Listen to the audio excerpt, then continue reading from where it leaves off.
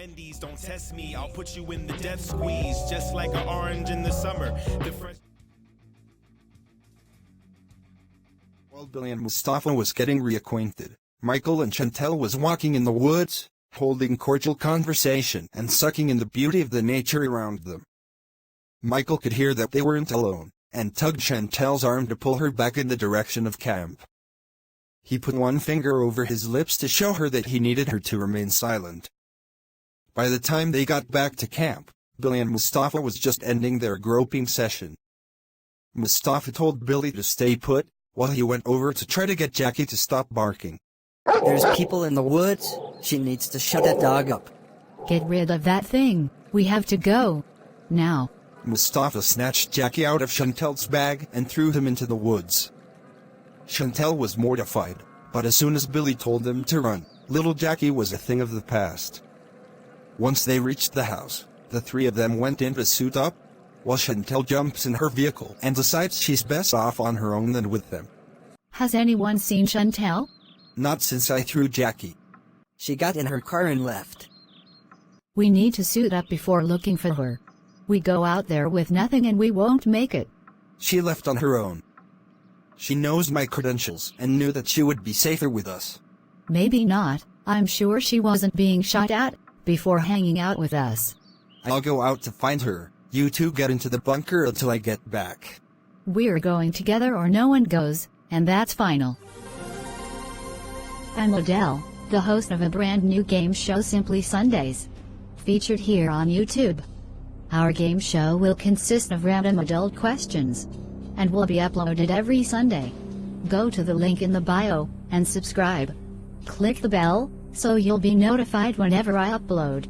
Until then, I'll see you in the comments and remember, be yourself, because no one is as unique as you. Mustafa and Michael got dressed in all green and black, to blend in with the environment around them. Mustafa made an executive decision, and decided it wouldn't be conducive to search for Chantel, knowing she may take flight again, leaving them in a fatally dangerous position. Instead, they set out to meet whomever was after them in the woods, hoping they weren't too close to the house.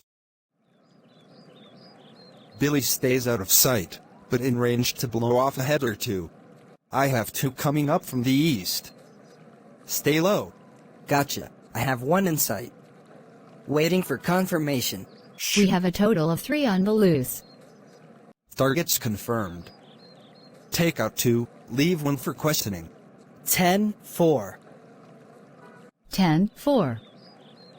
2 silent yet deadly shots fill the air. Michael tackles the last one and pins him down, until Mustafa and Billy could get to them. Give me a reason not to blow your head off. We were paid to come after you, to invoke fear. They want to make sure you stay away from Mayatoing. How many were with you? Just the 3 of us. I'm going to give you a 5-minute head start before we gun you down. So you better run, and run fast. You got it? You don't have to tell me twice. The station owner attempts to run to safety. Billy pulls her sidearm and puts one in the back of his head. Before his body hit the floor, Michael had a lot to say to his mother. Mustafa pulls together the bodies for disposal and checks to see if there were any others. Mom, that was a senseless killing. I thought you said we only kill those that are marked, so what happened here? He was considered a casualty of war. Okay, so Joey Beatrice can be a casualty of war? Totally different situation, but good try. Doesn't hurt to try, but it sure does hurt to fail. We're in the clear. The cleaners are here, and Rhonda and Eric is at the house already. Wait, what? How do you know? I got a phone call while I was handling the bodies. Crazy looking number, but anyway, it just so happened to be Eric.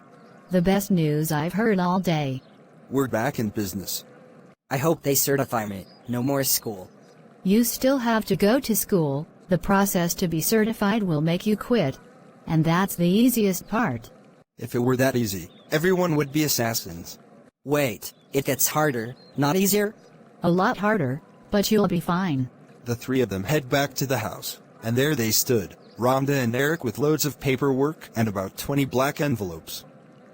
Billy spoke to Eric on Michael's behalf, and he was instantly accepting of the idea, but wanted to fast-track the process for him.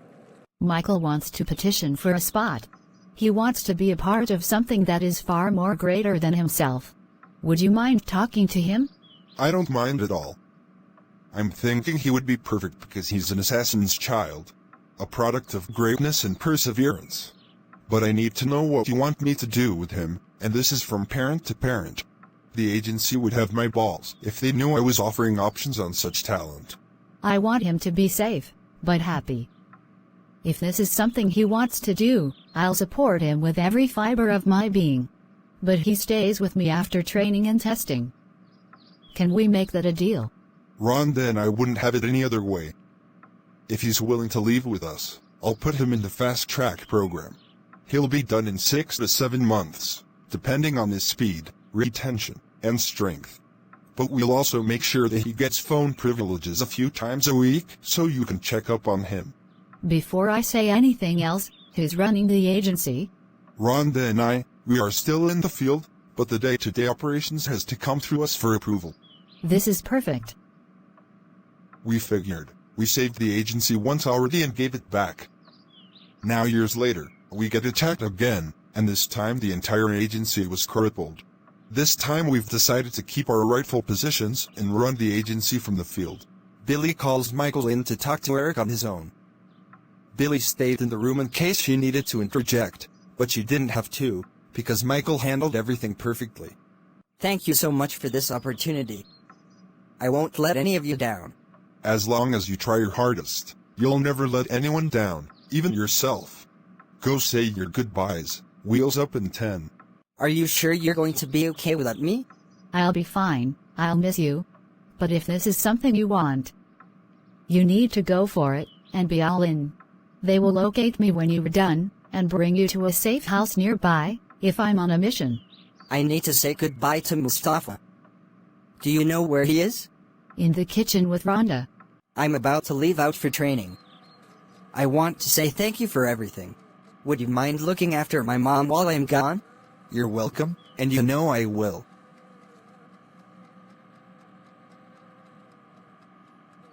I hope to one day call you Dad. I think you're the perfect person for my perfect mom. Your mom is the perfect person for this broken man. Are you okay? Just a little scared to leave my mom. It's okay to feel that way. Your mom is your first and only best friend growing up. You've never lived a day of your life without her, so it's going to be hard at first. But you'll be fine. She's a phone call away. Thank you for your kind words. Wheels up, time to go. Your paperwork is on the desk. I gave Mustafa his already. Michael is in good hands. Thank you, and I know.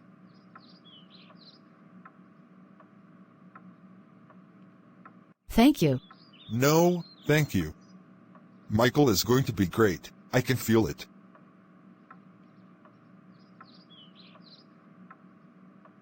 Take care of my boy. I got you. Mom, I'll be fine. Please don't worry about me.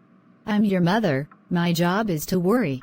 You're going to do great. Just do as you're told and don't allow anyone to get into your head. Relax. I'll be fine. I gotta go.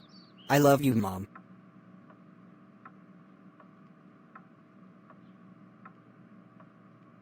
I love you too. Mustafa stays nearby, but out of sight. He wanted Billy and Michael to have this moment for themselves. Michael calls out for him as he stood by his mother, side by side. When Mustafa reaches the doorway, Michael calls him Dad and reaches one arm out for him, while the other was wrapped around his mother. Mustafa joins them, completing the family circle.